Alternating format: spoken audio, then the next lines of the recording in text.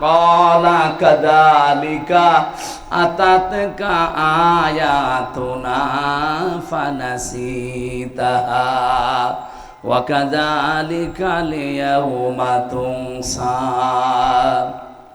আমার এই আয়াতগুলো আলেমেরা নবীরা এইভাবেই তোদেরকে শুনিয়েছিল। আমার বিধানের কথাগুলো শোনার পরে না শোনার ভান করেছিলি, বোঝার পরে না বোঝার ভান করেছিলি, যেভাবে ভুলে গিয়েছিলি। আমি আজকেই কঠিন দিনে তোরে ভুলে গেলাম। তুই যে আমার বান্দা ছিলি, তুই যে আমার বান্দি ছিলি, কোনোদিন আমার কুদরতের জবানে তোর নাম আর উচ্চারণ করব না। অপাবনাবাসী ময়দানে মাশারে কঠিন অবস্থায় যদি আল্লাহ আপনার নাম আর উচ্চারণ না করে বলে যে ওর আমি চিনি না, ও আমার বান্দা না, ও আমার বান্দি না, আমার মুখ দিয়ে কোনোদিন এই আমির হামজা নামটা আমি আর বলবো না, বলেন তো তার মতো কপাল পোড়া আর কেউ আছে? এখানে ফিরে আসেন আপনি অ্যাক্টিভ ভাবে। আমার রাতের তেলাওয়াত কিন্তু আয়াত ওই রকম। সূরা মায়েদার 54 নম্বর আয়াতটা পড়েছি আমি। এমন কিছু মেসেজ আয়াতের ভেতরে বাংলাদেশ সম্পর্কে আমার মনে হচ্ছে আছে।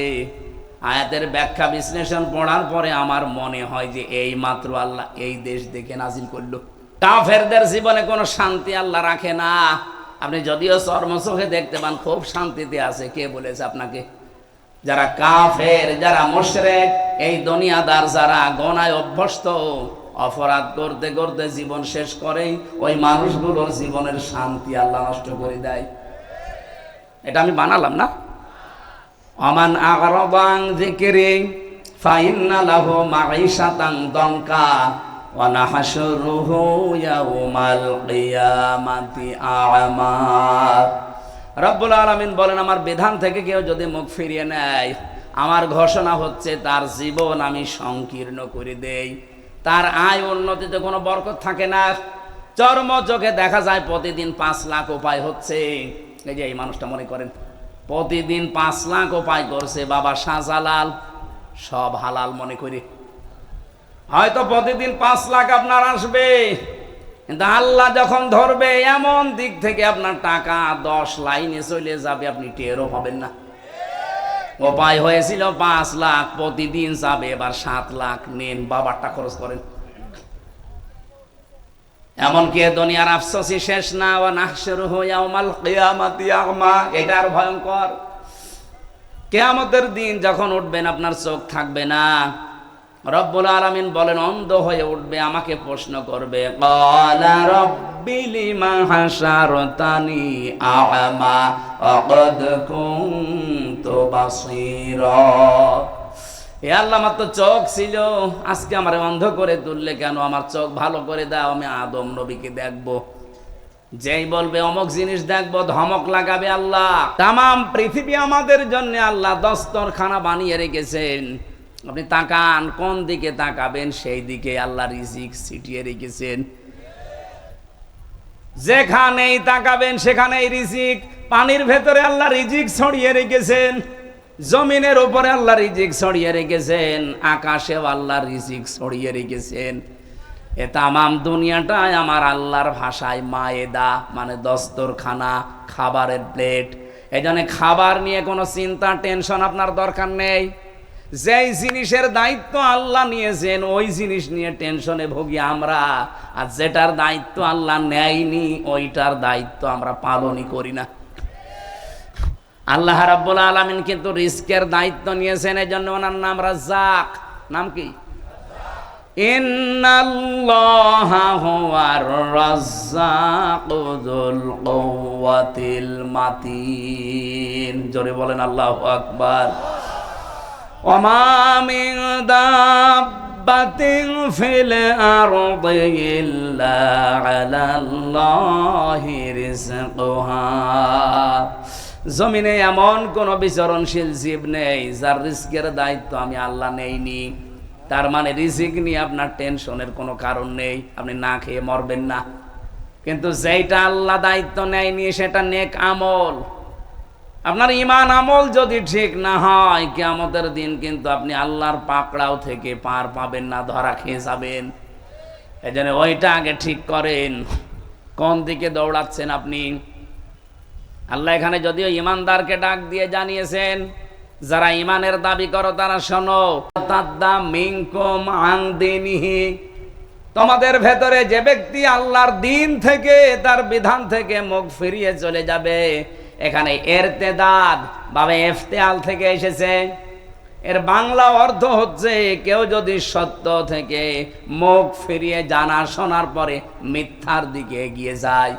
এদেশে পাগলকেও যদি জিজ্ঞাসা করেন যে আপনি যে ফিরে যাচ্ছেন বিভিন্ন দোহাই দিয়ে, কোন দিকে যান? আপনি আল্লাহর তৈরি করা আইন যারা কায়েম করতে চান, তাদের নামে কত রকমের ট্যাগ লাগিয়ে যাদের দিকে যাচ্ছেন, তাদেরকে কোনো আদর্শ আছে, চরিত্র আছে? এদের নাম আপনি ট্যাগ দিয়েছেন রাজাকার, আলবদর, বিভিন্ন নাম দিয়ে তাদেরকে জাতির সামনে কালার করে আপনি যাচ্ছেন কোন দিকে? এদের চাইতে যদি ভালো জায়গায় যেতেন আমি বুঝতাম যে হ্যাঁ ঠিক পথে আছেন, কিন্তু এদেরকে ছেড়ে আপনি যেখানে যাচ্ছেন তারা তো আল্লাহর তৈরি করা আইনই বিশ্বাস করে না। হ্যাঁ কথা বলেন। তারা তো বলেছে শরিয়া আইনে আমরা বিশ্বাস করি না। আপনি যাচ্ছেন কোন দিকে? আপনি যদি এর চাইতে আরো ভালো জায়গায় যেতেন, অথচ 1 বছর 1 মাসে এই দেশের মানুষ প্রমাণ পেয়েছে যে আল্লাহর তৈরি আইন যারা এই জমিনে কায়েম করতে চায় তারা মদ খায় না, তারা জেনা করে না, তারা জুয়া খেলে না, এমনকি তারা বিড়িও খায় না। কিন্তু এর বাইরে যারা আছে তাদের চরিত্র বলতে কি আছে আপনি একটু দেখান তো। আজকে জাহাঙ্গীরনগর বিশ্ববিদ্যালয়ে যেটা জাকসু নির্বাচনে একজনের প্রার্থিতা বাতিল হয়ে গেছে শুধু ড্রপ টেস্ট করার কারণে। আমার মনে হয় আগামীতেও যত নির্বাচন বাংলাদেশে হবে, এদেশের জনপ্রতিনিধি যারা হবে তাদেরকে এই পরীক্ষাটা দিয়ে ময়দানে নামা লাগবে। ও রক্ত নিয়ে আগে পরীক্ষা করা হবে ও কোনো কিছু খায় কিনা। আমার তো মনে হচ্ছে ইসলামপন্থীরা বাদ দিয়ে দেশে অনেকেই ছিটকে পড়ে যাবে, কারণ অধিকাংশ নেতারা দেখি লাল পানি ছাড়া চলতে পারে না। কথা বলে না কেন? লাল পানি যদি নাও খায়, লাঠি তো খায়। কি নাম জানো? আকিস বিড়ি, আর তার একটু দামি তা খায়। কিন্তু যাদের রক্তের ভেতরে বিড়ি নেই, সিগারেট নেই, মদ নেই, গাঁজা নেই, ভান নেই, এমনকি বাবা তাও নেই, ডাইলও নেই, এরপরেও আপনি তাদেরকে বিশ্বাস করতে চান না। আরে তারা তো প্রমাণ দিয়েছে। আপনার এই পাবনার 2 জন, মাওলানা মতিয়ার রহমান নিজামী, মাওলানা আব্দুস সোবহান, আপনাদের নিজেদের সামনে উনি 7 বারের না কয়বারের এমপি ছিল? 5 বার। 5 বার এমপি থাকলে সে তো বাংলাদেশের মালিক হয়ে যাওয়ার কথা। অথচ তার অবস্থান লক্ষ্য করে দেখেন, তার গ্রামের বাড়ি হলুদিয়া নাকি যেন, মাওলানা আব্দুস সোবহান জালালপুর। ওনার শ্বশুর বাড়ি হলুদিয়া নাকি যেন, ওলাদি। মাওলানা মতিয়ার রহমান নিজামীর কবরে গিয়েছিলাম কয়েকদিন আগে। বাড়ি ঘরের দিকে তাকালে আমার মনে হচ্ছে মেম্বারের বাড়ি তার ছাড়া ভালো। অথচ তিনি মেম্বার না, চেয়ারম্যান না, উপজেলা চেয়ারম্যান না, মেয়র না, এমপি শুধু না, মন্ত্রী ছিল। একজন মন্ত্রীর আমি 620টা বাড়ি পেলাম, আর ওনার বাড়ির অবস্থা কি? চারিদিকে দেওয়াল দেওয়া, উপরে টিন দেওয়া। আমার মনে এর চাইতে ভালো মানুষ যদি আপনারা পেতে চান, এই দেশে আর হবে না, ফেরেশতা দেওয়া লাগবে। আপনাদের বিবেকের ওপর এবার ছেড়ে দিয়েছি। নিজের পায়ে নিজে কোড়াল মারলে আপনার নিজেই ধরা খাবেন। আর সমস্ত ট্যাগ দিয়ে যারা ফিরে দিতে চান, আল্লাহর কসম আপনি ধোঁকা দিতে চাচ্ছেন, আপনি জীবনেও ধোঁকা দিতে পারবেন না আল্লাহকে এবং ইমানদারকে। যারা সত্যিকারের ঈমান এনেছে তাদেরকে এই দেশের কোনো মুনাফিক ধোঁকা দিয়ে বোকা বানাতে পারবে না, বরং তারা নিজেরাই ধোঁকায় পড়ে মরবে। ইখাদিউনা আল্লাহা ওয়াল্লাযীনা আমানু ওয়া মা ইয়াখদাউনা ইল্লা আনফুসাহুম ওয়া মা ইয়াশউরুন। ওরা আল্লাহকেও ধোঁকা দিতে চায়, এমনকি ইমানদারকে ধোঁকা দিয়ে বোকা বানিয়ে নিজেদের সাধ্য সিদ্ধি করতে চাই। আল্লাহ বলেন আমি আল্লাহ তো ধোঁকায় পড়ি না, এমনকি আমার ইমানদারকেও তারা ধোঁকা ফেলতে পারে না। নিজেরাই নিজেদের ধোঁকায় পড়ে মরে কিন্তু টের পায় না। আজ বাংলাদেশে যদি সত্যি আপনি ইমানদার দাবি করে থাকেন, জীবনেও মুনাফিকের ধোঁকায় আপনি পড়বেন না। মুনাফিকদের ধোঁকায় যেমন আল্লাহ পড়ে না, ইমানদারও বলেন। আর আপনি যদি ধোঁকায় পড়ে যান, আপনি বুঝবেন আপনার ইমানের সমস্যা ছিল। আল্লাহ নিজে বলছেন আমিও ধোঁকা খাই না, আমার ইমানদার যারা তারাও ধোঁকা খায় না। এরপরেও যদি কেউ ধোঁকা খেয়ে বোকা বনে যান আর আপনার মাথার উপরে কাঁঠাল ভেঙে ওরা সাধ্য সিদ্ধি করে, আপনি বুঝবেন আপনার ইমানে সমস্যা ছিল। এই জন্য ইমানটা নির্ভেজাল করেন, আপনি ধোঁকা খেতে পারেন না। মন থেকে যদি কেউ অ্যাক্টিভ ভাবে দেশে দিন কায়েমের জন্য রাস্তায় নেমে পড়ে, তামাম দুনিয়া দিয়ে দিলেও তাকে আপনি ফিরাতে পারবেন না। পাবনাবাসী খুব খেয়াল করে শুনবেন এই জায়গায়। সুতরাং আপনার কাছে স্পষ্ট কারা এদেশে আল্লাহর দিন কায়েম করতে চায় আর কারা দিনের বিরুদ্ধে আছে। সুতরাং এই কথা জানার পরেও যদি কেউ আল্লাহর দিন থেকে বিভিন্ন ট্যাগ দিয়ে ফেরত যান, কি হবে জানেন আপনি? এদিকে তাকান, বসো। 1-1.5 ঘন্টা বসে থাকতে পারে না ভেতরে। ওর বিয়ে দিলে বউ টেকবে? ডায়াবেটিস আছে তাতে কি? পোশাক পায়খানার জন্য গেলে যেতে পারে, অথবা বিড়ি খাওয়ার যদি নেশা থাকে খেয়ে চলে আসবে। কিন্তু ভালো লাগছে না এই জন্য চলে যান, আপনার খবর আছে। আমার আয়াতের দিকে খেয়াল করে আমি বলছি, আমি বানিয়ে বলছি না। আল্লাহ পাক বলেন কি করব জানো?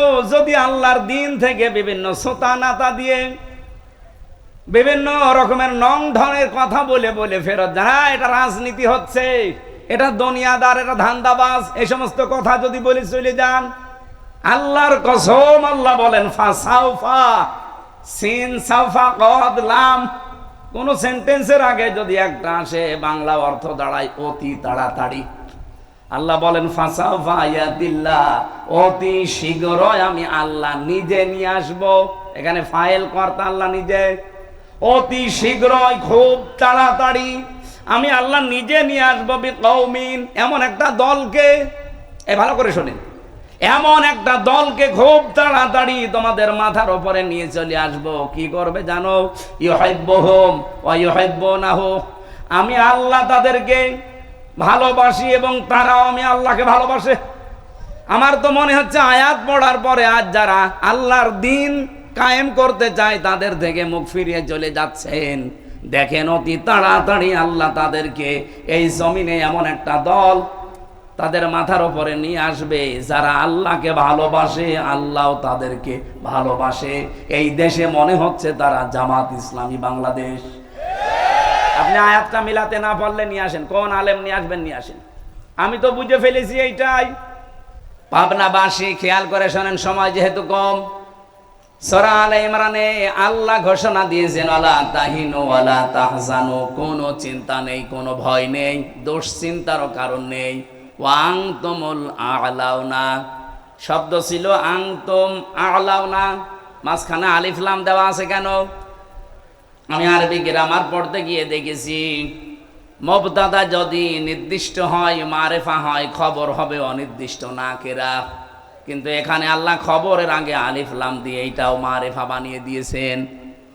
খবর যদি কোনো সময় মারেফা হয়ে যায়, ইফিদুল হাসরা, হাসরের ফায়দা দেয়, বাংলা অর্থ দাঁড়ায় হবেই। আল্লাহ পাক বলেন তোমরা বিজয়ী হবে না, হবেই। শেষে হর্ষাই আছে।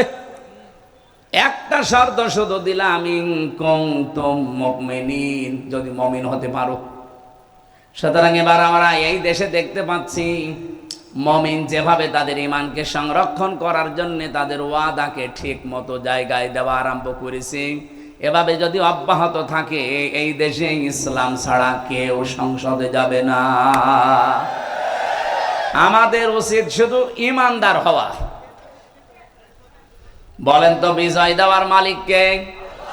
আরো জোরে বলেন। ঈমানদার হওয়ার মালিককে? বলছে আল্লাহ। আল্লাহ ইমানদার হবে?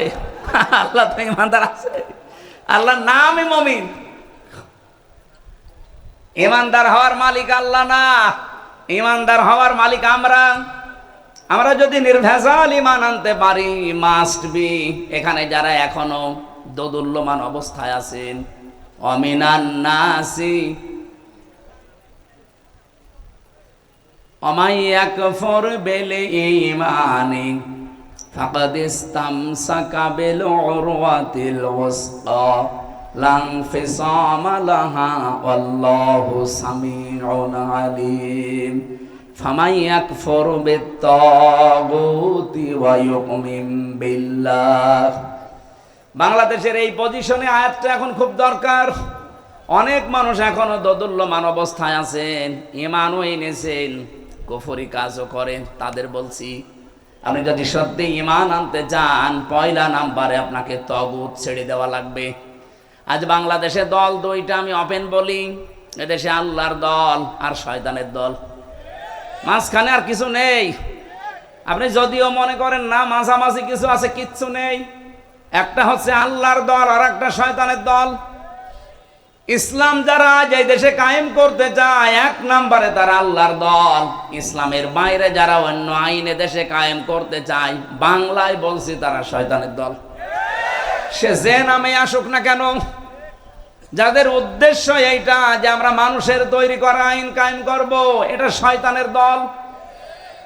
আর আপনি বিশ্বাস করতে পারেন শয়তানের দল জীবনেও সাকসেস হবে না। উলাইকা হিজবুশ শাইতান উলাইকা হুমুল খাসিরুন। শয়তানের দল এরা হচ্ছে ক্ষতিগ্রস্ত। উলাইকা হিজবুল্লাহ ওয়া উলাইকা হুমুল মুফলিহুন। আল্লাহর দল যারা, এরা সফল কাম। জোরে বলেন সুবহানাল্লাহ। এজন্য এই দলে যারা আছেন, নিজেদেরকে হীনমন্যতায় ভোগাবেন না, ছোট ভাববেন না। আল্লাহ পাক আপনাকে ভালোবেসেছেন, পছন্দ করেছেন, এই জন্য আপনাকে দিয়ে তার একামতে দিনের কাজ করাচ্ছেন। এটাকে আমি বানিয়ে বলছি। সূরা সূরার 13 নম্বর আয়াতের শেষের দিকে দেখেন, আল্লাহু ইয়াজতাবি ইলাইহি মাইয়াশা ওয়া ইয়াহদি ইলাইহি মাইয়ুনিব। আল্লাহ পাক বলেন, আমি আল্লাহ যাকে পছন্দ করি, যাকে নির্বাচিত করি, যাকে মনোনীত করি। কাকে করি? ওয়া ইয়াহদি ইলাইহি মাইয়ুনিব, যে লোকটা আমি আল্লাহর দিকে মন থেকে ফিরে আসতে চাই। সুতরাং এই দেশে এখন যে অবস্থা আরম্ভ হয়েছে, আপনি দিনের দিকে যারা একামতে দিন এদেশে কায়েম করতে চায়, আল্লাহর দিন, আপনি চোখ কান বুঝে চলে আসেন, একেবারে ফিরে আসেন জীবনের মতো আল্লাহর জন্যে। দেখবেন আপনাকে আল্লাহ নির্বাচিত করে নেবে তার দিন কায়েমের কর্মী হিসাবে। হ্যাঁ, কথা বলেন না কেন? 18 কোটি মানুষ এই দেশে এখন। আজকে আমার মনে হয় 11 তারিখ, 1 তারিখের জরিপ পড়ছিলাম, বাংলাদেশে এখন প্রায় 7 কোটি 20 লাখ মানুষ চাচ্ছে দেশে আল্লাহর দিন কায়েম হোক। বাকি এখনো যারা আসতে পারেন নাই, ফিরে আসেন। আপনিও যেন এই দলে সামিল হয়ে যে আল্লাহর মনোনীত, নির্বাচিত, পছন্দনীয় হতে পারেন। হ্যাঁ, এই কথা বললে কারা আসে না, রাগ করে, আল্লাহ তাও জানিয়েছেন আগের শব্দে, কাবুরা আলাল মুশরিকিনা মা তাদউহুম ইলাই। রব্বুল আলামিন বলেন, হে নবী, আপনি যেদিকে মানুষকে ডাকেন, এই কথাটা শুনলে সবচাইতে বেশি মন খারাপ করে, খারাপ লাগে, কষ্ট পায়, রাগ হয় মুশরিকদের। কি কথা বলেন না কেন? আলেমরা যারা এদিকে আজ বাংলাদেশে মানুষকে ডাকে দিন কায়েম করার জন্যে, খেদমতে দিন না, একামতে দিন। আমি আবার বলছি, এই বাংলাদেশে 2টা পদ্ধতি চলছে, একটা খেদমতে দিন আর একটা একামতে দিন। আল্লাহ পাক এখানে আগের শব্দে দিয়েছেন আনাকিমুদ্দিন ওয়ালা তাতাফাররাকু ফি। দিন কায়েম করো, এ বিষয়ে কোনো মতপার্থক্য করবা না। এই আয়াতগুলোর সারমর্ম আমি এটা পেয়েছি, একামতে দিন যারা কায়েম করতে চায়, এই কথাগুলো শুনলে সবচাইতে বেশি মন খারাপ হয়, খারাপ লাগে, রাগ করবে মুশরিকরা। সুতরাং আমরা দিন কায়েমের কথা বললে যাদের রাগ হয় তারা যেন বিশ্বাস করে তাদের জান্নাত, তাদের দ্বারা কোনো না কোনো ভাবে শিরিক হচ্ছে, আর শিরিক হলে লোকটা মুশরিক। এক কথা বলেন না কেন? বাংলাদেশে বহু ইমাম সাহেবকে আমি দেখেছি, তারা একামতে দিন বাদ দিয়ে শুধু খেদমতে দিন নিয়ে আসেন। আরে ভাই, খেদমতে দিন তো মাস্ট বি করাই লাগবে। একামতে দিনের কথা বললে আপনারও যদি রাগ হয়, আপনি ইমাম তাতে কি, আপনি বিশ্বাস করতে পারেন আপনার ভেতরে শিরিক আছে। কারণ কাবর আলাল মুশরিকিন মা তাদউহুম ইলাইহি। হে নবী, আপনি যেদিকে মানুষকে ডাকেন একামতে দিনের জন্য, দিন কায়েমের জন্য, এটা তো শুনলে মন খারাপ হবে, রাগ হবে মুশরিকদের। আপনি কি মুশরিক? আমি তো আমার বাবার বিধান কায়েম করার জন্য আপনাকে বলি না, আমার দাদার বিধান কায়েমের জন্য আপনাকে বলি না। আমার এই 33 বছর বয়সের ভেতরে আজ প্রায় 10 বছর আমি কোরআন দিয়ে মানুষকে ডাকি। আমার প্রতিটা ডাকের সারমর্ম এই যে আসেন আল্লাহর বিধান কায়েম করি। আর এটা শুনলে যাদের রাগ হয়, যারা এটাকে রাজনীতি মনে করে, আপনাদের পাশের থানা ঈশ্বরদী, আজকে 11 তারিখ 9 তারিখ আমার অনুষ্ঠান ছিল ওই থানার ভেতরে। একজন বলেছে না, উনি আসলেই শুধু রাজনৈতিক কথা বলে না, কি যেন আল্লাহর এক নবীর নামে নাম তার, সে যাই হোক, উনি এই কথা বলতে চেয়েছে যে না, উনি রাজনৈতিক কথা বলবে কেন? আরে ভাই, আমি কি রাজনৈতিক কথাগুলো আমি বানিয়ে বলি? বলেন, আপনার পেটের উপরে পাড়া দিলে তো আপনি কোরআন এক রাজনীতি আছে কিনা বলতে পারবেন না। একজন আলেম যদি আমারে বাধা দিত, নিষেধ করতো, আমি মেনে নিতাম। আপনি কেন ফতোয়া দেন? অথচ দিন কায়েমের কথা বললে ফতোয়া দেওয়াও নিষেধ। আনাকিমুদ্দিন ওয়ালা তাতাফাররাকু ফি। আপনি যাই করেন এ বিষয়ে কোনো মত পার্থক্য করা যাবে না। সুতরাং বাংলাদেশে যারা পীর সাহেব আছেন, আপনি চালান আপনার কাজ, কিন্তু আপনার টার্গেট যেন থাকে জমিনে দিন কায়েম করা লাগবে। আপনি খেদমতে দিনই আছেন, করেন, দিনের খেদমতে আছেন, কিন্তু আপনার টার্গেট করা লাগবে জমিনে যেন দিন কায়েম হয়। কি কথা বলেন এখন? এই জন্য ইমান যারা এনেছেন, আপনাদেরকে আমি বলছি, শুধু ইমান এনে অনেকে এখনো দোদুল্যমান না জানি কি হয়। আপনি একেবারে হয় ফাইনাল থাকবেন, নাই ওই দলে চলে যাবেন। আমি তো ওপেন ঘোষণা দিয়েছি আমার বংশে যে ইসলাম এবং অন ইসলাম চলছে এই দেশে এখন, হয় আপনি ইসলামের পক্ষে থাকবেন, নাই অন ইসলামের পক্ষে থাকবেন। ওই দোদুল্যমান অবস্থায় কিন্তু যদি ইসলাম আসে, তখন আপনি বিপদে পড়ে গেলে আমারে পাবেন না। এক কথা বলেন না কেন? গত পরশু দিনও 10 জন মানুষ গোপনে এসে বলছে এতদিন ছিলাম চাই। এই ডাকসু নির্বাচনের রেজাল্ট দেওয়ার পরে আমাদের মন ঘুরে গেছে। আপনি আমাদেরকে দলে নেন, আমরা গোপনে ইসলামকে সংসদে পৌঁছানোর জন্য। 10 জনই গ্রামের মাতুব্বর, পুরা এলাকা চলে তাদের কথায়। আমি বললাম আপনাদেরকে কালেমা পড়ানো লাগবে। বলছে কালেমা জানি। কালেমা ওদের মুখস্থ আছে, কিন্তু তগুত ছেড়ে কালেমা পড়ে নাই। ওই দিন তগুত ছেড়ে দিয়ে কালেমা পড়ালাম। আল্লাহর ঘোষণা এটা ছিল, ফামাই ইয়াকফুর বিত-তাগুত ওয়া ইউমিন বিল্লাহ। আপনি ঈমান আনতে চান, আগে তগুত ছেড়ে দেন। তগুত কি? যে আল্লাহর বিধান মানে না, অন্য কেউ মানবে, মানতেও দেয় না। এইরকম শক্তি যদি এই দেশে থাকে, আপনি সেটা থেকে আগে মুখ ফিরিয়ে চলে আসেন যে না, আমি এক লাইনে থাকবো। আমার কথা বাংলায় আমার মনে হয় আপনারা বুঝে ফেলেছেন। দোদুল্যমান অবস্থায় থাকবেন না। ইসলাম এবার আসবেই, আসবেই, আসবে। তখন কিন্তু আপনি বিপদে পড়ে যাবেন। এই জন্য চলে আসেন একবারে। বিপদে পড়লেও তখন আপনার লাভ, কারণ মমিন যারা মরে গেলেও লাভ, বেঁচে থাকলেও লাভ। আর কাফের যারা বেঁচে থাকলেও ওদের লস, মরে গেলে তো আরো লস। কাফেরদের জীবনে কোনো শান্তি আল্লাহ রাখে না। আপনি যদিও চর্মচোখে দেখতে পান খুব শান্তিতে আছে, কে বলেছে আপনাকে? যারা কাফের, যারা মুশরিক, এই দুনিয়াদার যারা গোনায় অভ্যস্ত, অপরাধ করতে করতে জীবন শেষ করে, ওই মানুষগুলোর জীবনের শান্তি আল্লাহ নষ্ট করে দেয়।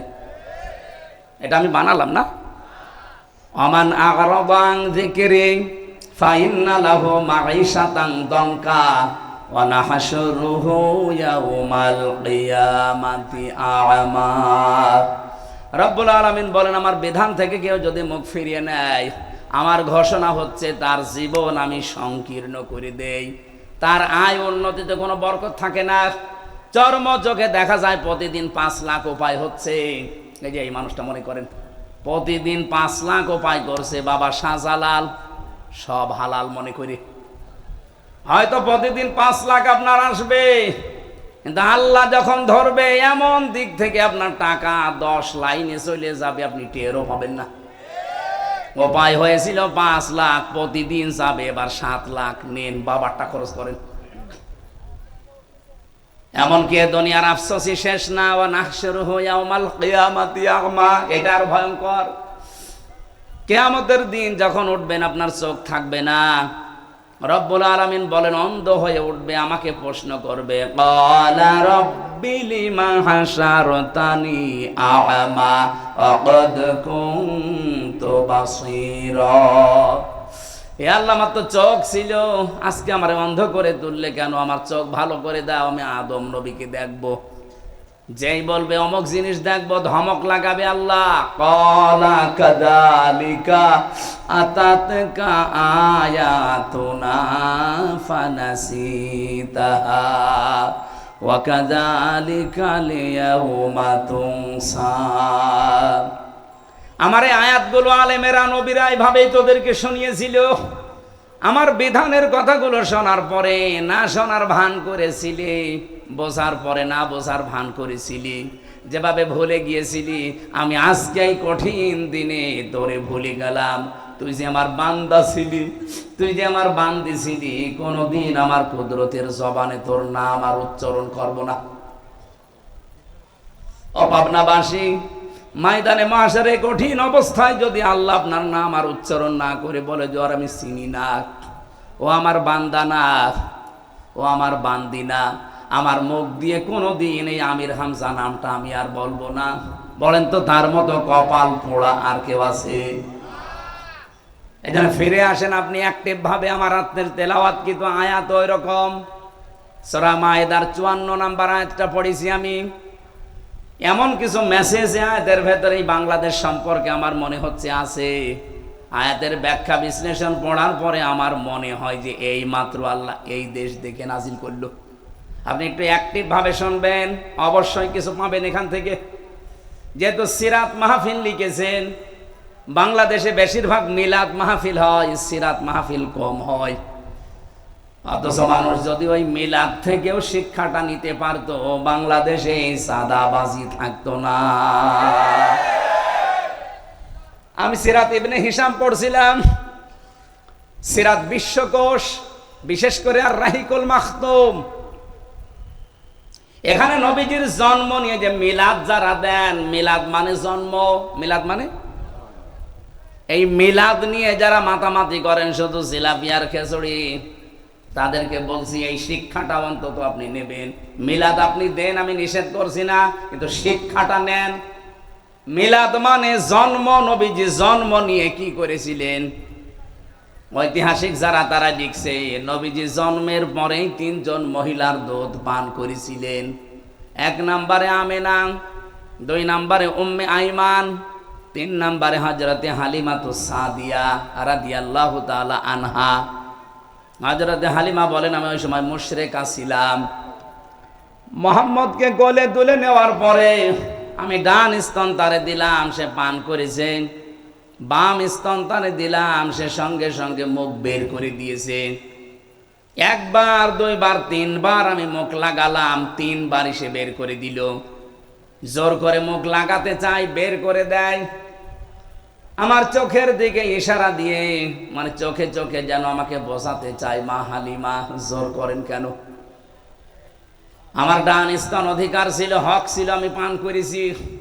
বাম স্তন এটা আমার অধিকার না, আমার হক না। আমি জানি আপনার সন্তান আছে, দুধ ভাই আমার, সেটা আব্দুল্লাহ। আমি দুনিয়ায় ভাইয়ের হক নষ্ট করার জন্য আসি নাই, এসেছি ভাইয়ের হক ফিরিয়ে দেওয়ার জন্যে। পাবনাবাসী, এটা রেকর্ড হচ্ছে, যেই নবী এই রবিউল আউয়াল মাসে জন্ম নিয়ে মায়ের কোলে বসে ভাইয়ের হক ফিরিয়ে দেয়, সেই নবীর উম্মত আমরা যত বড় হচ্ছি ভাইয়ের হক মারার জম হচ্ছি। এখানে নবীজি শুধু দুধ ভাই আর আপন ভাই না, আল মুসলিম আখুল মুসলিম, মুসলমান মুসলমানের ভাই। আপনি কোন কারণে এক ভাই আর এক ভাইয়ের কাছে চাঁদাবাজি করে ওর সম্পদ নিজের কাছে রেখে দেন? আপনি কি জানেন আপনি কি হয়ে গেছেন অলরেডি?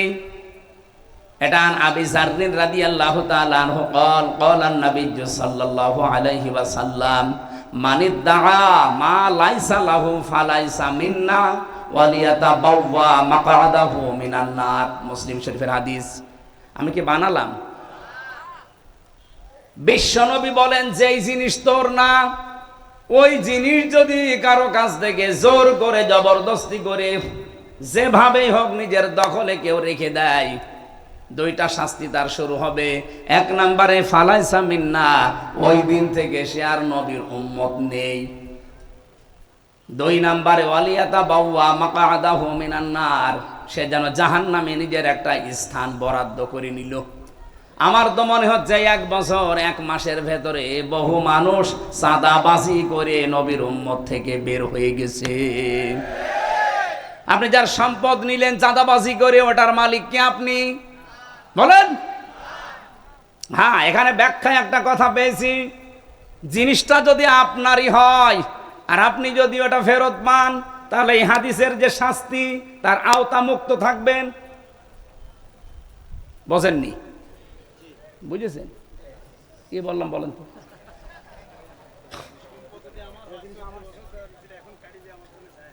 হ্যাঁ, ঠিক আছে। এই যে যারা ইসলামী ব্যাংকের নামে অপবাদ দেন যে ওরা ছিনতাই করে নিয়েছে, আপনি এত বড় মিথ্যা কথা বলতে পারলেন? ইসলামী ব্যাংক আপনার বাবা, যাদের ব্যাংক তারা ফেরত পেয়েছে। কথা বলছেন না কেন? যারা মাথার ঘাম পায়ে ফেলে ব্যাংকটা বানিয়েছে তারা আজকে ফেরত পেয়েছে, হাত ছাড়া হয়ে গিয়েছিল। সুতরাং তারা হাদিসের শাস্তির আওতা মুক্ত থাকবে। তারা আপনার জিনিসও যদি এভাবে হাত ছাড়া হয় আপনি পান, কিন্তু আমরা দেখতে পেয়েছি যতটুকু পাওয়ার কথা তার চাইতে 50 ডবল অনেকে বেশি পেয়ে গেছে। কি কথা বললেন? আপনি হয়তো এই 15.5 বছরে 5 কোটি টাকা হারিয়ে ফেলেছিলেন যেভাবেই হোক। এখন তো দেখলাম 1 বছর 1 মাসে আপনি 100 কোটি টাকার মালিক। সব ফেরেশতা জিবরাইল দিয়ে গেল। যেভাবেই করেছেন আপনার গায়ে গেলে আমার কিছু করার নেই, হাদিস মাত দিয়ে দেন। আপনি কিন্তু এখন যতই মুখ জোর করেন না কেন, আপনি নবীর উম্মত আর নেই। হ্যাঁ, কথা বলা লাগবে ভাই। আমি যদি কিছু বানিয়ে বলি, আমার নিজের রায় দেই, তাহলে আপনি প্রোটেস্ট করেন। একটা কথাও বানানো না, সব আমার পড়া।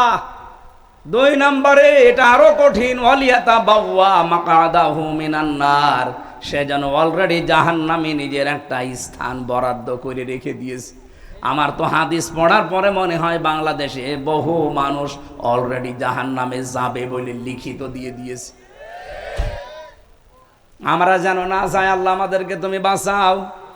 দুনিয়াতে দরকার আমরা কারাগারের মতো থাকবো, এর পরেও যেন আমরা জাহান্নামে স্থান বরাদ্দ না করি। সকলে বলেন আমিন। তাহলে নবীজির এই মিলাদের শিক্ষাটা হয়তো আজ পর্যন্ত আমরা নিতে পারিনি। যদি নিতে পারতাম, বাংলাদেশে এই চাঁদাবাজি নামক এই অভিশাপ বন্ধ হয়ে যেত। আপনার অবস্থা আমি জানি না। আমার কুষ্টিয়ায় গণসংযোগ করাকালীন আমি যে কোনো মার্কেটে ঢুকলেই হাউমাউ করে জড়িয়ে কাঁদে, হুজুর আর পারছি না। আগে তো দিতাম 20 টাকা, এখন দেওয়া লাগছে 50 টাকা। এই একটা কথা হইল? আপনি একজন মাজলুম মানুষ, এই কাজ করতে পারেন? আপনি নিজেরটা দেখলেন না যে মানুষের সম্পদ কেড়ে নিলে কেমন লাগে? সেই কাজ যদি আপনি আবার আরম্ভ করেন, আমার তো মনে হচ্ছে শুধু ডাকশো না, শুধু জাকশো না, রাখশো মাকশো সবই হারাবেন। কথা বলেন। এই জন্য যারা আছেন তারা যেন থামেন, আরো যা অবৈধ করেছেন ওগুলো ফেরত দিয়ে দেন, নয়তো আপনি নবীর উম্মত থেকে খারিজ হয়ে গেছেন, আর জাহান্নামে আপনি যাবেন। এই জন্য বরাদ্দ হয়ে গেছে আপনার নাম। মিলাদের শিক্ষাও নিতে পারে না, আর মিলাদ দিচ্ছে। আর ভাই আমারে ডাক দিয়ে মিলাদ দেয়, জিলাপি কিনেছে, খিচুড়ি রান্না করেছে, বিরিয়ানি, টাকা পেলেন কোথায়? 7-8 টাকা। আমি কি বেশি বললাম? আপনি চলেন আমার কুষ্টিয়ায় গোবরহাটে খাজানগরে, মিলাদ দিচ্ছে, বিশাল মিলাদ, 5,000 মানুষকে খাওয়াবে। আবার টাকা পেলেন কোথায় আপনি? আপনার নিজেরই তো চলতো না। হুজুর দোয়া করেন। কি দোয়া করবো? 7-8 টাকা। পাবনায় তো আর এরকম প্রতিষ্ঠান নেই, আমাদের কুষ্টিয়ার মতো চাউলের আড়ত নেই, এই জন্য আপনাদের সাদাবাজি নেই। আছে আর সিরাত, কি সিরাত শোনাবেন আপনাদেরকে? আমি আজকের তেলাওয়াত কিন্তু আয়াত যেটা সূরা মায়েদা, তাফসীর যদি কেউ করতে চায় কোনো আয়াত থেকে, উসুলে তাফসীরের নিয়ম হচ্ছে 15টা। তার আগের আয়াত পরের আয়াতের সাথে সম্পর্ক কি আছে এটা আগে জানা লাগে। আসেন আমরা তেলাওয়াত কিন্তু আয়াত থেকে আগে আরম্ভ করি, নাকি শেষ করে দেব? ঘন্টা খানিক সময় নিয়েছিলাম না? জবান খুলে আগে কোরআনের এই সোনালী আয়াত একটু পড়েন। আউযু বিল্লাহি মিনাশ শাইতানির রাজিম। ইয়া আইয়ুহাল্লাযীনা আমানু মাইয়ারতাদ্দা মিনকুম আন দীনিহি। রব্বুল আলামিন বলেন, আগে নামকরণটা বলা দরকার। তাফসীরের যে মূল নীতির প্রথমে হচ্ছে শুদ্ধ তেলাওয়াত করে মাতৃভাষায় অর্থ করা, এরপরে নামকরণ, এরপরে ঐতিহাসিক প্রেক্ষাপট। আপনারা মনে হয় শুনছেন না? হ্যাঁ আছেন? প্রথম নাম্বারে নামকরণের ভেতরে পেয়েছি মায়েদা, মানে দস্তরখানা। মায়েদা মানে তামাম পৃথিবী আমাদের জন্য আল্লাহ দস্তরখানা বানিয়ে রেখেছেন। আপনি তাকান, কোন দিকে তাকাবেন সেই দিকে আল্লাহ রিজিক ছিটিয়ে রেখেছেন। যেখানেই তাকাবেন সেখানেই রিজিক। পানির ভেতরে আল্লাহ রিজিক ছড়িয়ে রেখেছেন, জমিনের উপরে আল্লাহ রিজিক ছড়িয়ে রেখেছেন, আকাশেও আল্লাহ রিজিক ছড়িয়ে রেখেছেন। এ তামাম দুনিয়াটাই আমার আল্লাহর ভাষায় মায়েদা, মানে দস্তরখানা, খাবারের প্লেট। এই জন্য খাবার নিয়ে কোনো চিন্তা টেনশন আপনার দরকার নেই। যেই জিনিসের দায়িত্ব আল্লাহ নিয়েছেন ওই জিনিস নিয়ে টেনশনে ভুগি আমরা, আর যেটার দায়িত্ব আল্লাহ নেয়নি ওইটার দায়িত্ব আমরা পালনই করি না। আল্লাহ রাব্বুল আলামিন কিন্তু রিজকের দায়িত্ব নিয়েছেন, এই জন্য ওনার নাম রাজ্জাক। নাম কি? ইন্নাল্লাহা হুয়ার রাজ্জাকু যুল কুওয়াতিল মাতিন। জোরে বলেন আল্লাহু আকবার। ওমা মিন দাব্বাতিন ফিল আরদি ইল্লা আলাল্লাহি রিজকুহা। জমিনে এমন কোন বিচরণশীল জীব নেই যার রিজকের দায়িত্ব আমি আল্লাহ নেইনি। তার মানে রিজিক নিয়ে আপনার টেনশনের কোনো কারণ নেই, আপনি না খেয়ে মরবেন না।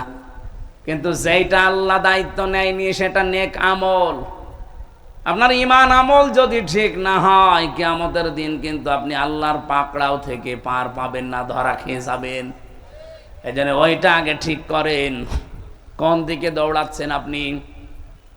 আল্লাহ এখানে যদিও ঈমানদারকে ডাক দিয়ে জানিয়েছেন, যারা ঈমানের দাবি করো তারা শোনো, তাদ্দা মিনকুম আন দীনিহি।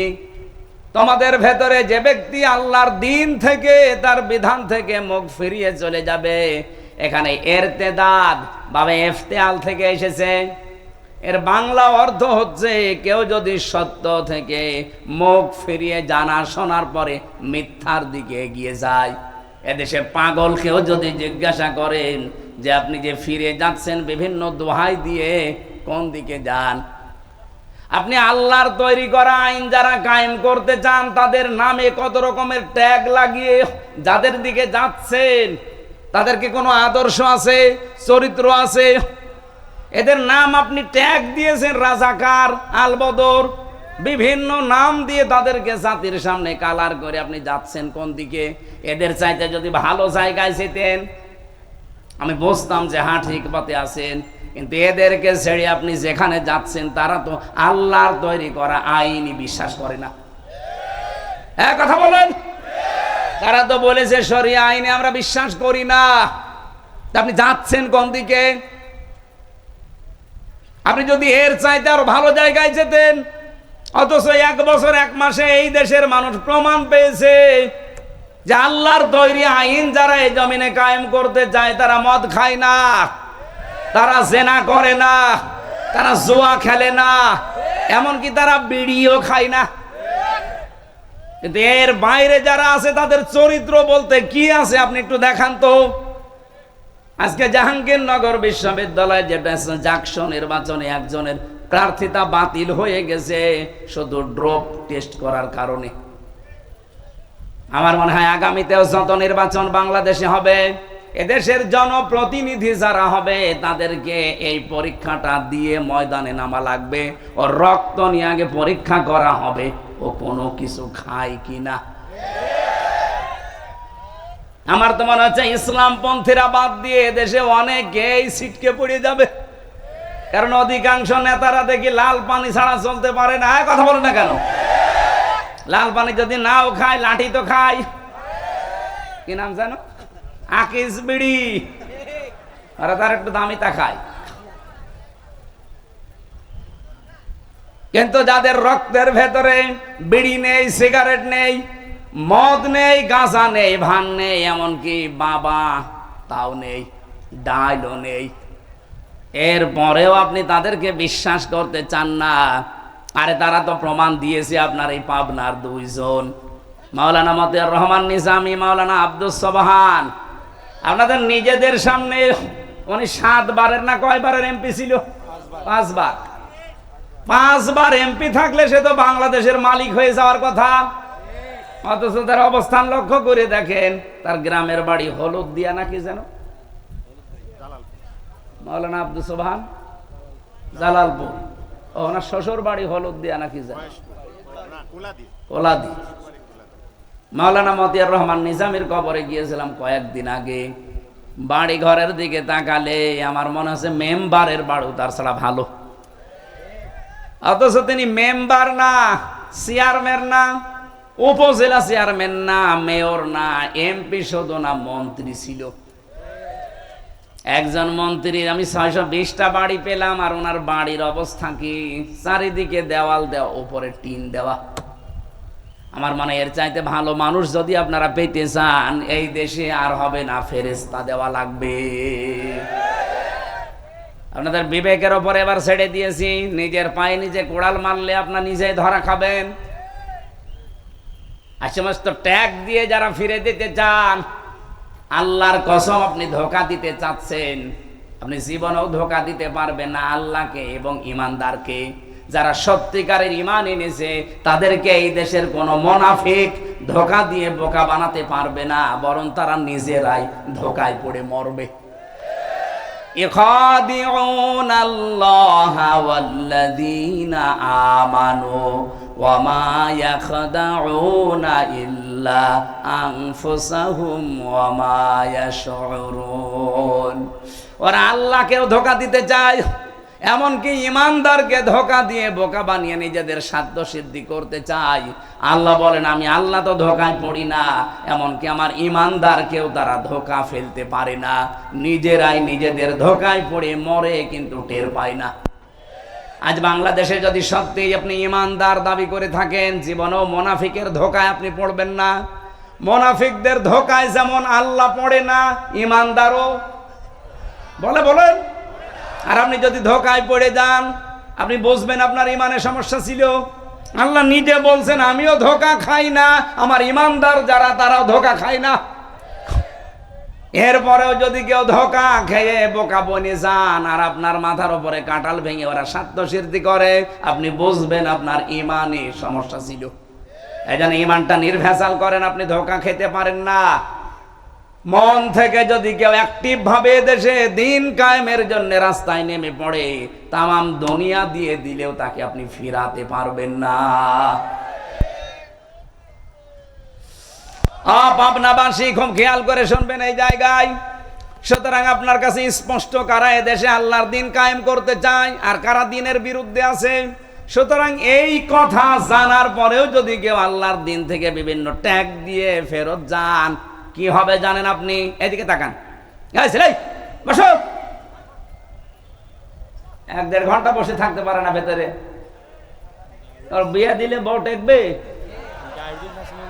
ডায়াবেটিস আছে তাতে কি?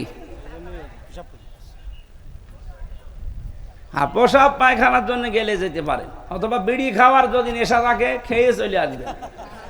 কিন্তু ভালো লাগছে না এই জন্য চলে যান, আপনার খবর আছে। আমার আয়াতের দিকে খেয়াল করে আমি বলছি, আমি বানিয়ে বলছি না। আল্লাহ পাক বলেন কি করব জানো?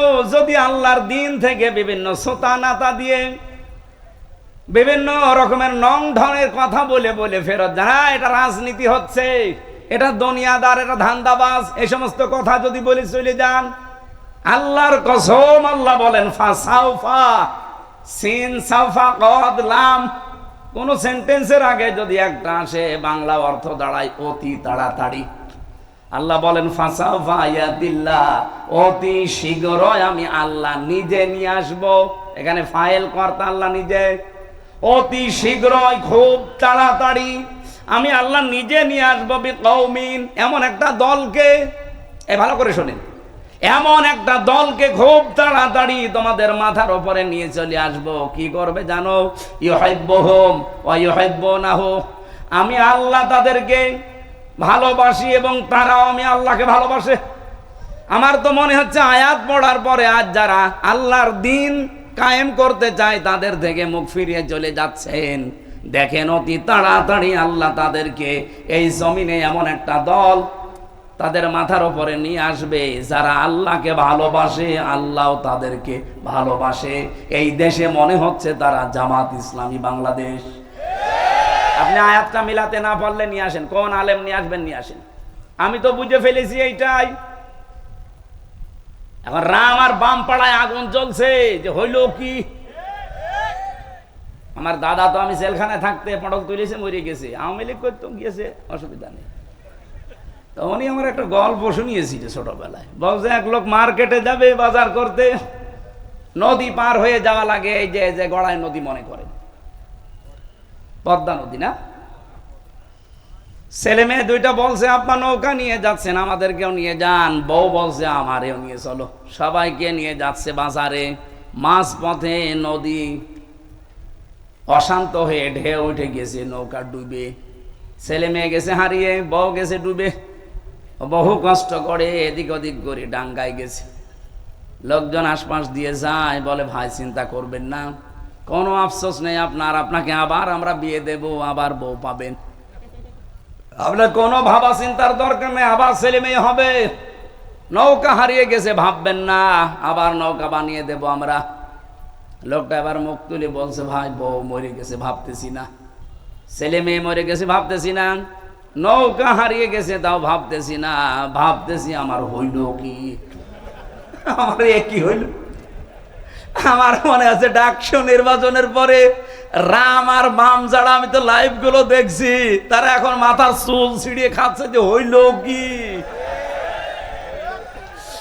বিশেষ করে হারপিক মজুমদার, নামটা আমি জানি না, কি জানো না, নিজাম মজুমদার, এরা নিজাম মজুমদার বলার দরকার নেই, ওরা হারপিক মজুমদার বলবেন। ওর পুরা শরীর হারপিক দিয়ে পরিষ্কার করা দরকার। আমার তো মনে হয় মাথা থেকে পা পর্যন্ত পুরাটাই বেঈমান, খালি নামটা মুসলমানের নিয়েছে। এই শয়তানের কথাবার্তারা এখন এই জন্য আরো মানুষের মন মেজাজ গেছে খারাপ হয়ে, যে শয়তান পালিয়ে বলছে কি দাঁড়া তোরে দেখাচ্ছে।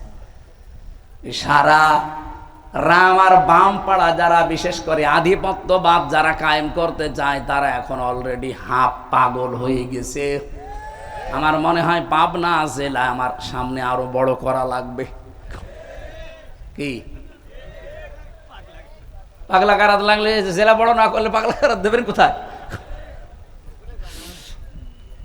সেদিন কিছু গালাগালি দেখে বলেছিলাম ওদের ওপর রাগ করে না। আগস্টের 5 তারিখের পর থেকে যেভাবে গালাগালি শুরু হয়েছে শুধু গোপালগঞ্জ নিয়ে, ম্যাডাম জিয়া তো বলেছিল যে এ জেলাই পাল্টিয়ে দেব, তাই বলেছিল না? আর আমি একটু শখ করে বলেছিলাম যে এত গালাগালি ওরা খায়, ওদের মানচিত্রে রাখার দরকার নেই। ওদিকে নড়াইল, এদিকে ফরিদপুর, আর এদিকে মাদারীপুর, যেহেতু 3টা আসন আছে, 3 জেলায় ভাগ করে দেন, ওদের জেলা গায়েব হয়ে যাবে। কথা কি খারাপ? তাহলে আপনি আর গাইল খাবেন না। কথা বললাম ওদের বাঁচানোর জন্য, যে গাইল কেউ যেন না দিতে পারে। কারণ 3 আসন 3 জেলায় ভাগ হয়ে গেলে গোপালগঞ্জ বলে কোনো জেলা পৃথিবীতে নেই, সুতরাং কেউ গাইলও দেবে না। আর ওরা রেগে গেল, আরে আমার উপর রাখলে হবে, ম্যাডাম চেয়ারে তো কিছু বলতে পারেন না। ও তো পুরো নামই পাল্টিয়ে দিতে চেয়েছিল। কথা বলেন না কেন?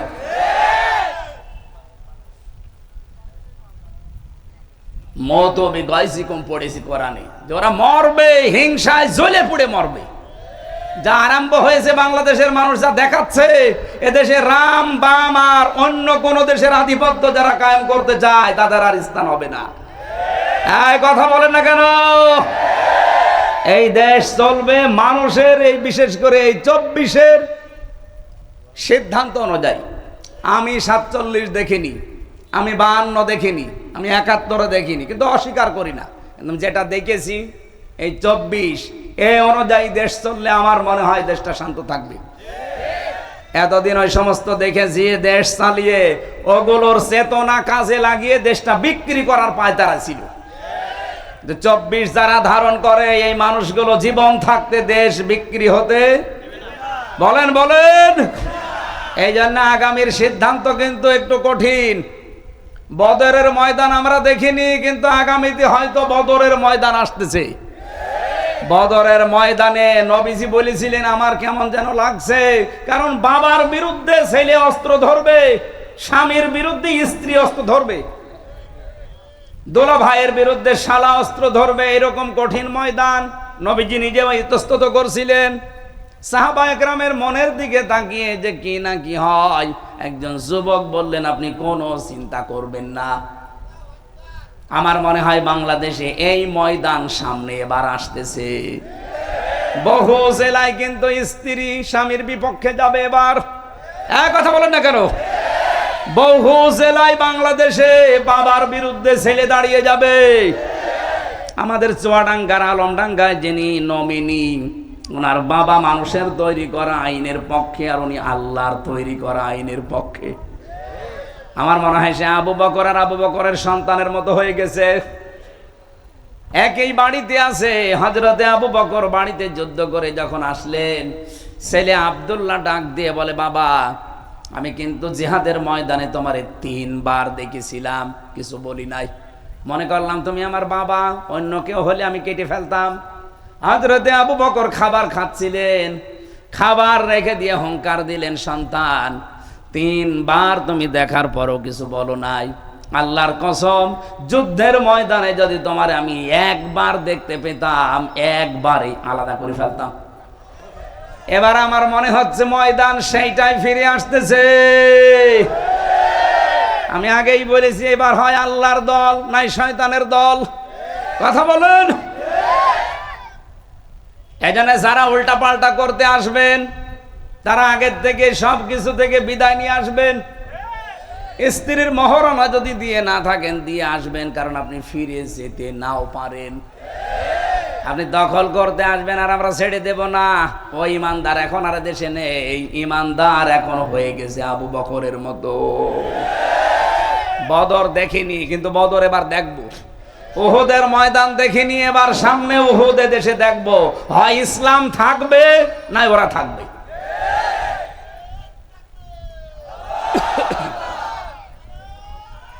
ভাই আমাকে শেষ করতে দেন।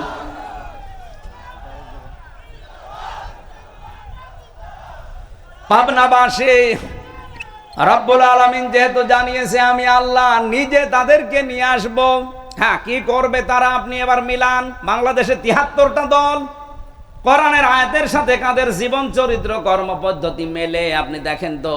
আদিল্লাতিন আলাল মুমিনিনা আইজ্জাতিন আলাল কাফিরিন। রব্বুল আলামিন বলেন তাদের গুণাগুণ হচ্ছে দুনিয়ায় আদিল্লাতিন আলাল মুমিনিন, তারা মুমিনরা নিজেদের প্রতি রহম দিল। আপনি তাকান, বাংলাদেশে বাড়ি আপনার পাবনায়, আমার বাড়ি কুষ্টিয়া। এক জেলা থেকে আর এক জেলা ডিস্টেন্স একেবারে কম না। এখান থেকে আমার বাড়ি কমপক্ষে 50 কিলোমিটার। অথচ আমার মনে হয় যারা দিন কায়েম করতে চেষ্টা চালাচ্ছে এই দেশে, যেতে রেজাউল ভাই এই চেষ্টা করে, আমির হামজাও করে, আমার কাছে আমার মনে হয় আমার আপন ভাইয়ের চাইতে এটা মহাব্বতের বেশি। এটা তৈরি করে দিয়েছে কে? আজিল্লাতিন আলাল মুমিনিন। সারা বাংলাদেশে একই অবস্থা, এমনকি সারা দুনিয়ায়, সারা পৃথিবীর 257টা দেশে একই অবস্থা। যারা দিন কায়েম করতে চায় তার বাড়ি আমেরিকায়, তাতে কি? আমার বাড়ি বাংলাদেশে, তাতে কি? আমার আপন ভাই আমার বাড়ির পাশে থাকে, সে মানুষের তৈরি করা আইনের পক্ষে, তার চাইতে আমি রেজাউলকে আমার মন থেকে বেশি ভালোবাসি। আইজ্জাতিন আলাল কাফিরিন, কিন্তু তারা মুমিন, কাফেরদের প্রতি বড় কঠোর। আপনি তাকান, আজ তারা পৃথিবীতে যারা একামতে দিনের কর্মী, তাদের সামনে আপনি কোন শরীয়ত বিরোধী কাজ করে টিকে থাকতে পারবেন না যদি তাদের শক্তি থাকে। মাস্ট বি, কিছু না করলেও প্রতিবাদ তারা করবে। এই কথা বলেন না কেন? সুতরাং এই দেশে শরীয়ত বিরোধী কোনো কাজ করলে যারা এদেশের সত্যিকারের ইমানদার তারা বাধা দেবেই, প্রোটেস্ট করবেই। এ রাজবাড়িতে এবং রাজশাহীতে যে ঘটনাটা ঘটিয়েছে, ইসলাম বিরোধীরা তারা নাম নিয়েছে আমরা সুন্নি। কিসের সুন্নি? আপনি সুন্নতের বিরুদ্ধে কাজ আপনার। নবীজি বললেন লা তাত্তাখিদুল কুবুর মাসাজিদা, কবরকে সেজদার জায়গা বানিও না। আর নোরা পাগলার কবরকে ওরা কাবার আদলে বানিয়েছে। কত রকমের কথাবার্তা ইসলামের ডাইরেক্ট বিপক্ষে বলেছে। জনগণ প্রোটেস্ট করে এখন ওই রাজবাড়ি গলন্দ এলাকার আলেম ওলামা পর্যন্ত এখন বিপদে। আজকেও শুনলাম 23 জন আলেমকে গ্রেপ্তার করেছে। কাদের ইশারায় কি করছেন আমি জানি না। সারা বাংলাদেশের আলেমরা যদি এক বাক্যে হুঙ্কার দিয়ে ওঠে, এদেশের যারা নামধারী বাতিলপন্থী যারা আছেন বিভিন্ন নাম নিয়ে টিকে থাকতে পারবেন না। প্রশাসনকে আমরা আহ্বান জানাবো, এদেশের মুসলমানদের সেন্টিমেন্ট বোঝার চেষ্টা করেন। দেশটা শান্ত আছে, অশান্ত করবেন না। আমরা তো কোরআনের আয়াতের তাকিদে এই কাজগুলো করি। আজিল্লাতিন আলাল মুমিনিন আইজ্জাতিন আলাল কাফিরিন। কাফের যারা তাদের প্রতি কঠোর আমাকে হওয়াই লাগবে। তাদের আচার অনুষ্ঠান, তাদের ব্যবহার, তারা যা করছে ওগুলো তো আমার জন্য না, তারা করছে ইসলামকে ধ্বংস করার জন্য। এই জন্য বাধ্য হয়ে আমার প্রোটেস্ট করা লাগছে। ইউজাহিদুনা ফি সাবিলিল্লাহ, তারা জিহাদ চালাবে, তারা সংগ্রাম করবে। লা ইয়াখাফুনা লাওমাতা লাইম, কোন তিরস্কারকারীর তিরস্কারকে তারা পাত্তা দেয় না। বাংলাদেশে যারা একামতে দিনের কর্মী তারা এই আয়াতটা 100% মেনে চলছে। কত রকমের কথা তাদের পেছনে লাগিয়ে দেয়, তারা পেছনে ফিরেও তাকায় না। আপনি বলেন খাপের খাপ মিলে যাচ্ছে না? এদেশে অন্য কোন দলের ভেতরে আপনি এটা পাবেন না। তাদের দাড়ি ছোট, এই জন্য ফতোয়া দেওয়া হয়। কোনো দিন তারা এর বিরুদ্ধে কথা বলে না। আমার কাজ আমি করে যাব, পেছনে কোত্তা ঘেউ ঘেউ করুক। কোন তিরস্কারকারীর তিরস্কারকে তারা পাত্তা দেয় না। আর এটা যাকে তাকে আল্লাহ দেয় নাই। যে গুণগুলো বললাম, যালিকা ফাদলুল্লাহ, আল্লাহ পাক বলেন এটা আমি আল্লাহর অনুগ্রহ। ইউতিহি মাইয়াশা, যাকে ইচ্ছা আমি আল্লাহ এটা দান করি। সুতরাং এই দেশে যারা একামতে দিনের কর্মী আছেন, আপনি নিজে নিজে আনন্দ পাবেন আল্লাহ আপনাকে নির্বাচিত করেছেন। নয়তো আপনার ভেতরে মুমিনদের প্রতি মহব্বত দিত না। কাফেরদের আচার অনুষ্ঠান, তাদের প্রতি এমন কঠোর হওয়ার মনোভাব আল্লাহ তৈরি করে দিত না। আপনি দিনের কাজ করতে গিয়ে কাউকে তোয়াক্কা করেন না, কারো তিরস্কারকে ভয় পান না, সামনে এগিয়ে যেতে আছেন। আপনি মনে করবেন এই 3টা গুণ যাদের ভেতরে আছে, এটা আল্লাহর বিশেষ দয়া আপনার প্রতি। আল্লাহ সবাইকে দয়া বাংলাদেশে দেয়নি, যাদের দিয়েছে তারা যেন শুকরিয়া আদায় করে। আল্লাহু ওয়াসিউন আলিম। রব্বুল আলামিন বলেন আমি কিন্তু বিশাল এবং প্রশস্ত। জোরে বলেন সুবহানাল্লাহ। মেয়েরা যারা এসেছেন তাদের জন্য আমার একটাই ওয়াজ, সামনে আপনাদের বিশাল বিশাল দায়িত্ব আসতেছে, বিশেষ করে আমানতের দায়িত্ব। নবীজি জানিয়েছেন, আল্লাহ এবং রসুলের অবাধ্য হয়ে যায় এমন কোন কাজ স্বামী না বাবা না পৃথিবীর কারো হুকুম মানা যাবে না। সামনে যেহেতু বলেই দিয়েছি, হয় আল্লাহর দল নাই শয়তানের দল, সুতরাং স্বামী হোক বাবা হোক ছেলে হোক কাউকে মানা যাবে না আল্লাহর বিপক্ষে রায় দিতে গিয়ে। এক কথা বলে না কেন?